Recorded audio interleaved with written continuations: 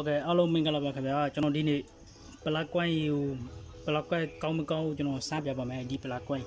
ဒါနှစ်စားနော်ဒါနှစ်စားရှိတယ်ဒီဟာအပေါင်းဒီဟာအနှုတ်အဲ့ဒီကောင်ကိုကျွန်တော်ကောင်းမကောင်းကိုကျွန်တော်စမ်းပြပါမယ်ဒါပေမဲ့တို့ရဲ့လိုအပ်တဲ့ဟာဘက်ထရီအိုးတစ်လုံးလိုတယ်ပြီးလို့ရှိရင်ကျွန်တော်တို့ဒီဝင်ရလေးနှစ်စပေါ့နော်နှစ်ကျိုးလိုတယ်ဒီလိုမျိုးလေးလောက်ထားပေါ့နေဝေးမှာရှိတဲ့ငွေချင်းတွေဆိုရင်အဲ့လိုမျိုးလောက်ထားပေါ့အဲမှာโอเคဒါတကြိုးပြီးလို့ရှိရင်ဒီကောင်ကတစ်ခုဝယ်ထားပါတော့အဲလှုပ်ထားပါတော့ဒီဟာတစ်ခုလှုပ်ထားဟုတ်ကဲ့ပါโอเคကျွန်တော်စမ်းပြတော့မယ်ဘယ်လိုစမ်းလဲဆိုတာကြည့်တာပါဒီမှာကျွန်တော်ဒီအနှုတ်ပေါ့နော်ဒီအနှုတ်ဒီကျိုးကိုအနှုတ်ကိုကျွန်တော်ဒီဘက်ထရီမှာချိတ်လိုက်ပါမယ်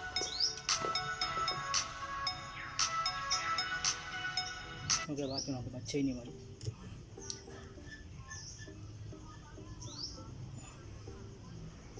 ဟုတ်ကဲ့ပြီးပါပြီပြီးဆိုတာနဲ့ကျွန်တော်တို့ကဒီမှာနှုတ်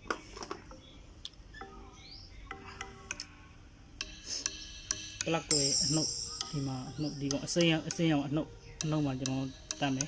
ပြီးလို့ရှိရင်နှုတ်တကြိုးကကျွန်တော်တို့ဒီမှာအပေါင်းမှာထည့်မှာပေါ့နော်ဒီအပေါင်းမှာထည့်မယ်အဲ့လိုမျိုးဖြစ်ပါပြီကျွန်တော်တို့ဟိုမှာမထည့်ဘူးနော်မချိတ်သေးဘူးဟိုမှာတော့မချိတ်သေးဘူးဒီမှာဒီလိုမျိုးလေးဖြစ်ပါပြီโอเคဒါဆိုရင်ဒီကောင်လေးမျိုးဒီကောင်နဲ့စမ်းမယ်ဒီကောင်လေးနဲ့စမ်းမယ်ဒီကောင်လေးကိုကျွန်တော်ဒီမှာထိုးမယ်တစ်ချက်โอเคပြီးလို့ရှိရင်ကျွန်တော်တို့ဒီမှာโอเคကျွန်တော်တို့အကျိုးမှာဒီကောင်ရဲ့ဖင်ကိုဒီအကျိုးမှာထိုးမယ်အကျိုးကိုကျွန်တော်နှစ်စထုတ်ထားတယ်ဒီမှာနှစ်စโอเคအဲ့ဆိုရင်ကျွန်တော်တို့ကြည့်မယ်ကောင်းကိုကျွန်တော်တို့ကြည့်မယ်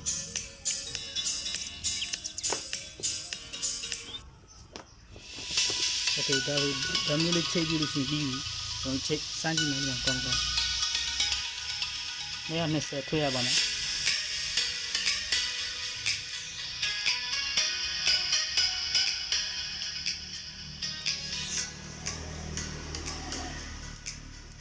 โอเคဒါမျိုးဆိုရင်ကျွန်တော်တို့မိထွေးတယ်220ထွေးတယ်220တိထွေးတယ်ဆိုရင်ကောင်းသေးတယ်ဒါ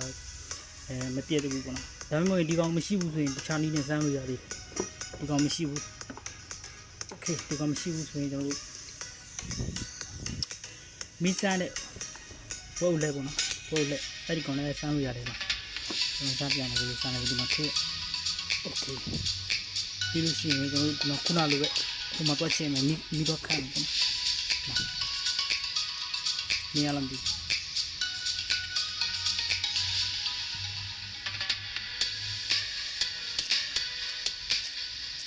โอเคအဲ့ဒါဆိုကောင်းတယ်โอเคဒါနှစ်စကွိုင်းကိုကျွန်တော်တို့ဘယ်လိုစမ်းလဲဆိုတော့ပြီးသွားပြီဆိုတော့ဒီကောင်မျိုးတစားတဲ့ရှိတဲ့ကွိုင်းကိုဘယ်လိုစမ်းမလဲဆိုတာကျွန်တော်ပြန်ပြမယ်ဒီကောင်နှစ်စကွိုင်းโอเคဒီကောင်ကျွန်တော်စမ်းပြပြီးသွားပြီဆိုတော့တစားကွိုင်းโอเคဒီမှာပါဒီကောင်တစားတဲ့ရှိတဲ့ကွိုင်းပေါ့နော်တစားတဲ့ရှိတဲ့ကွိုင်းကိုဘယ်လိုစမ်းမလဲကျွန်တော်ပြန်ခုနလိုပဲကျိုးတစ်ပံပဲလိုတယ်ဒီကျိုးတစ်ပင်ပဲလိုတယ်โอเคကျွန်တော်ဒီမှာဒီကျိုးတစ်ပင်ဒီမှာကျိုးတစ်ပင်ပြီးလို့ရှိရင်ကျွန်တော်တို့ဒီမှာဒီဟာတစ်ပင်အပေါင်းကတစ်ပင်ပေါ့နော်ဒီအပေါင်းကတစ်ပင်ဒီမှာအပေါင်းထိုးမယ်โอเคထိုးပြီးလို့ရှိရင်ကျွန်တော်တို့အနှုတ်ကိုဒီမှာချိန်မယ်ပြီးလို့ရှိရင်ဒီမှာမိခမ်းမယ်โอเคအဲ့ဒါကျွန်တော်ပြန်ဆန်းပြမယ်ဒီကောင်လည်းပြန်ဆန်းပြမယ်ဒီရှိဒီမှာဒီလိုလေးလည်းရတယ်ဘယ်လိုပဲချစ်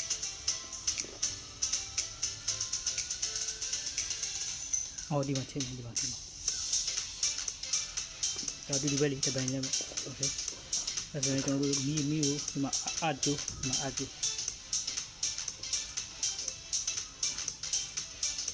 ုးကိုကျွန်တော်တို့ဒီမှာချိန်မယ်နော်မြင်ရလားမသိအဲ့ဒါကျွန်တော်တို့အဝါဒီကောင်အပေါင်းကိုကျွန်တော်ဘက်ထရီမှာကျွန်တော်တို့သွားစမ်းမယ်ဘယ်လိုမိထွေးလောက်အဲ့ဒါ220ထွေးနေတယ်ဒီမှာโอเคအဲ့ဆိုရင်ဒီကောင်ကောင်းတယ်တကယ်လို့ကျွန်တော်ပြောသလိုတိုင်းပဲဒီမီးစားတဲ့ဟာမရှိဘူးဆိုရင်ရတယ်ဗျာပြဿနာမရှိဘူးတ တခြားဟာနဲ့စမ်းလို့ဒီဝက်ဥလက်မီးစမ်းတဲ့ဝက်ဥလက်နဲ့စမ်းမယ်ကျွန်တော်တို့ဒီကောင်ခဏဖယ်ထားလိုက်ဒီမှာပဲခုနအတိုင်းပဲကျွန်တော်တို့ဘဲဝက်ဥလက်နဲ့ပဲစမ်းလို့ရတယ်အကုန်လုံးရတယ်ဒီလိုဝက်ဥလက်လေးရှိဒါဝဲလို့ရတယ်ချောင်းဘယ်လောက်နေမှမပေးရဘူး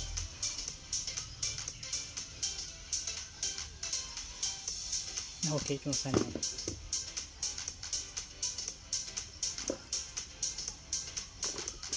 ပြီးလို့ရှိရင်ခုနလိုပဲကျွန်တော်အကျိုးကိုဒီမှာအကျိုးနော်ဒီကောင်ဖယ်ထားပြီ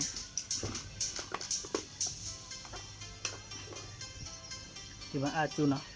အကျိုးကိုကျွန်တော်ခုနလိုပဲဒီမှာချိန်မယ်ပြီးလို့ရှိရင်ကျွန်တော်ဒီကောင်ကို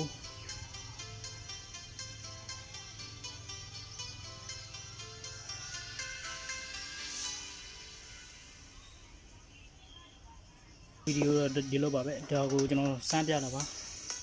ဘယ်လိုစမ်းလဲဆိုတော့စမ်းဖို့စမ်းနည်းတွေကိုကျွန်တော်ပြတာပါဒီကောင်လေးဘယ်လိုစမ်းလဲလို့ဟုတ်ကဲ့ပါအားလုံးမင်္ဂလာပါချမ်းသာကြပါစေ bye bye see you next video